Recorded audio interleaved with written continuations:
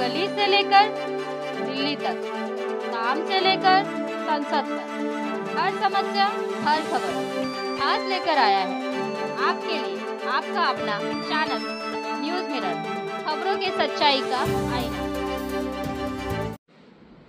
नमस्कार, मी अशोक शेनगारे, जिल्हाधिकारी आणि जिल्हा निवडणूक अधिकारी ठाणे।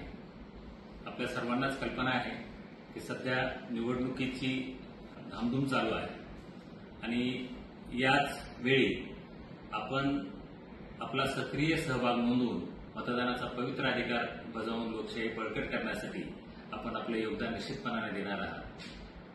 मला याची कल्पना आहे की मतदार नोंदणीच्या कार्यक्रमामध्ये आपण अत्यंत सक्रिय असा सहभाग देऊन आपलं नाव नोंदवण्यासाठी आपण आवश्यक ती कारवाई पूर्ण केलेली आहे।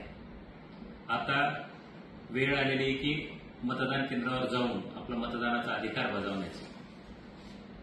हे करत असताना आपलं नाव कोणत्या मतदारसंघामधल्या कोणत्या यादी भागात आहे हे शोधणं गरजेचं आहे। त्यामुळे यासाठी भारत निवडणूक आयोगाने वोटर हेल्पलाईन हे जे ॲप दिलेलं आहे त्याच्या माध्यमातून आपल्याला आपलं नाव कोणत्या मतदारसंघात आहे त्याचा शोध घेता येऊ शकेल। त्याशिवाय आपल्याला voters.eci.gov.in या वेबसाईटवरून ही आपलं मतदार यादीतलं नाव कुठं आहे तेही शोधता येऊ शकेल। त्याशिवाय एक टोल फ्री नंबर आहे 1950।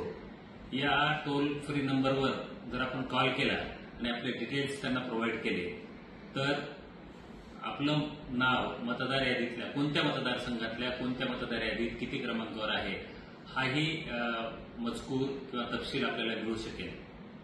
माझं आपल्याला आव्हान आहे, नवे नंबर विनंती आहे, 20 मेला आपल्या जिल्ह्यामधल्या 3ही लोकसभा मतदारसंघामध्ये मतदान होणार आहे।